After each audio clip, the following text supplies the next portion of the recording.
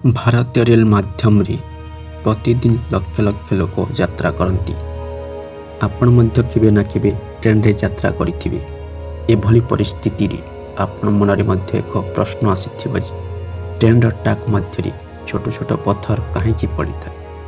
कहा जाए जे वर्तमान ठारे नुहे परम ट्रेन उद्भावन हेबा समयरु एही पत्थर गुड़िक ट्रैक मध्य रे बिछा जाइछि।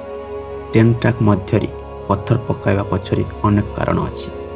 वास्तव में ट्रेन ट्रैक देखा सरल हो पारे किंतु वास्तव में यह सरल नुहे। ट्रैक तले कंक्रीट निर्मित प्लेट गुड़िक अच्छी जहाँ स्लीपर कह जाए। स्लीपर तले एक पत्थर अच्छी जहाँ ब्लास्ट कह जाए। आपण जानी आश्चर्य हेबे जे यह तले दुईटी भिन्न भिन्न प्रकार माटी मध्य अच्छी। लोहारे निर्मित ट्रेन ओजन विषय कहवाकू गले यार ओजन 10 लाख किलोग्राम पर्यंत।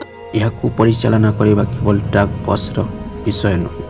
आयरन ट्रक कंक्रीट स्लीपर एवं पत्थर सबू एभली भारी ट्रेन ओजन नियंत्रण कर सहायता होता है। एभली परिस्थिति रे सर्वाधिक पत्थर यही पत्थर उपरे थाए। यही पत्थर गुड़िक जो कंक्रीट निर्मित स्लीपर से स्थान गति करपारती ना। अन्यपटे जदि आम अन्य कारण को देखा जदि ट्रक रे पत्थर रखा जाए ना तेबे ट्रकटी घास रे परिपूर्ण हो जीवो।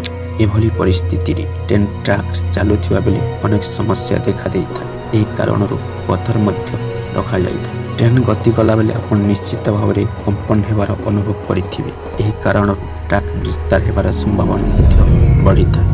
ट्रैक रे पत्थर लगावा द्वारा एही कंपन ह्रास करबाकू सहाय्य करे। जितेबेले ट्रेन ट्रैक रे गति करे समस्त ओजन कंक्रीट स्लीपर उपरे पड़े जो उपस्थित पत्थर गुड़िक कंक्रीट स्लीपर को स्थिर रहिबाकू सहाय्य करे। यह व्यतीत ट्रैक रे पत्थर लगाइबार अन्य एक उद्देश्य हेउछि जितेबेले वर्षा जल ट्रैक उपरे पड़े तेबे सही छोट छोट पत्थर देई भूमि आड़कू वर्षा जल बाहरी जाइଥାଏ। एहिपरि ट्रैक गुड़िक मध्य कौनसी जल जमा होई रही न थाए।